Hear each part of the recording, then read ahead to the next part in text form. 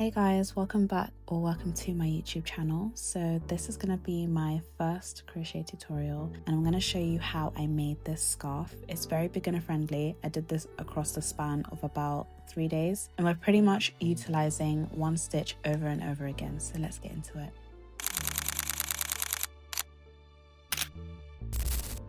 For this project, you'll need scissors, a crochet hook. I'm going to use this 6 hook from my local craft store, which matches my yarn size. This is the Robin Chunky acrylic yarn. And finally, for the fluffy effect on the scarf, this pin slicker brush that I got from a pet shop. So starting off with a slip knot, here is a little breakdown on how I like to do mine. I know other people like to do it slightly different. This is what I always do. After that, I'm going to insert my hook and tighten the knot slightly to start creating my foundation chain. For this tutorial, I'm going to be crocheting the full length of the scarf, so the chain is going to dictate how long my scarf is going to be. My chain was 190, but you can decide how long or short yours is going to be. You can also compare your chain to a scarf you already have and like the length of, if that helps too. This way, whatever row you stop on, you'll have a scarf regardless of if it's skinny or if it's thicker. After the chain is done, we can start the first row. This row is going to be a UK half treble crochet, or if you like to use US terms, a half double crochet. I'm wrapping my working yarn around the hook, skipping the first chain from the hook and working into the second. You're going to go into that second chain, wrap around and pull through. You'll then have 3 loops on your hook. Now take the working yarn and pull through all 3 of those loops. Again, wrap around, insert into the chain, wrap around, pull through with 3 loops on the hook, wrap again, and pull through all 3. You're going to do that until the end of the chain. When you get to the end, you're going to chain 1 and flip your work. Now for the rest of the scarf, you're going to do the same stitch but in the back loop only. You can see on our previous row we have sort of a V shape. We're working into the back loop only. Now the chain 1 allows us to work into the next chain. So again, you're going to wrap around, insert, pull through to have 3 loops, wrap around again and pull through all 3 loops. Here I'm showing you exactly where the hook is going and which side we're working into. You're going to repeat this until the end of the row. So working into the back loop only is going to give your scarf a more ribbed effect instead of the typical flat crochet panel style. I personally prefer this for a scarf and I think it sort of mimics that knit look of a scarf. At the end, finishing the last stitch, you're going to chain 1 and turn your work to repeat the stitch again, working in the back loop only. You're going to keep doing this until you get to the size that you desire. I personally did a total of 20 rows of the back loop stitch.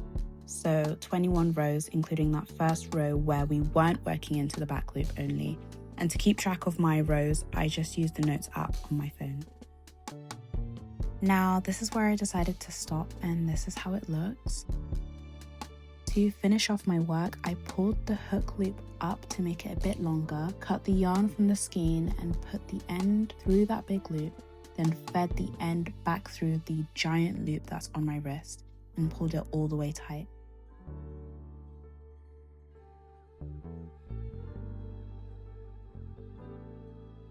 Now for the fuzzy, fluffy texture, I'm going to start using the pet slicker brush to start brushing out some of the fibers. I'm starting from the bottom of my work and I'm going to work my way up, just brushing gently and repeatedly. This is going to take some time, but of course it's going to change depending on the personal look you're going for. Maybe you'll want it a bit fluffier than I did it, but when you're done on one side, flip and do the other side. When I was finished, this is all that was on the brush, so I'm just picking that out with my scissors so we can move on to the final step.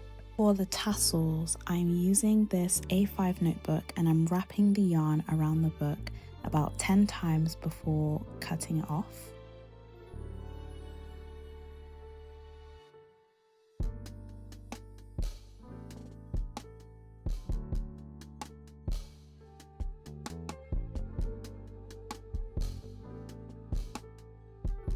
To tie the tassels, I'm reinserting my hook into the bottom of the scarf, laying the cut pieces for the tassels flat on the hook and pulling it through my work slightly just to have a visible loop peeking through. I'm then putting the ends through that loop and pulling it tight to knot it. This part was really fiddly to do, I won't lie.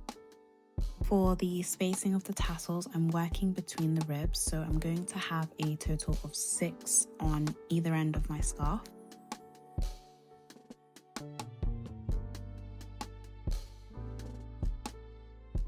Here it is again, creating the loop and pulling the ends through.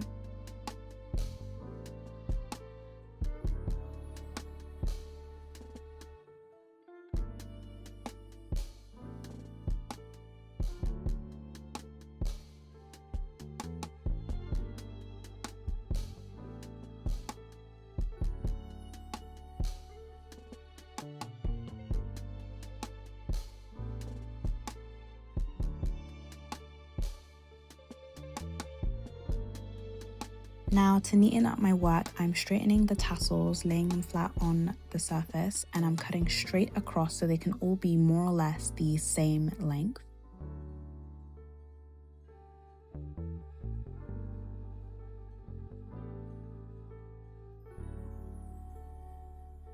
And that is the finished scarf. This is actually the first scarf that I've made for myself, and I'm so happy with it. It is so warm.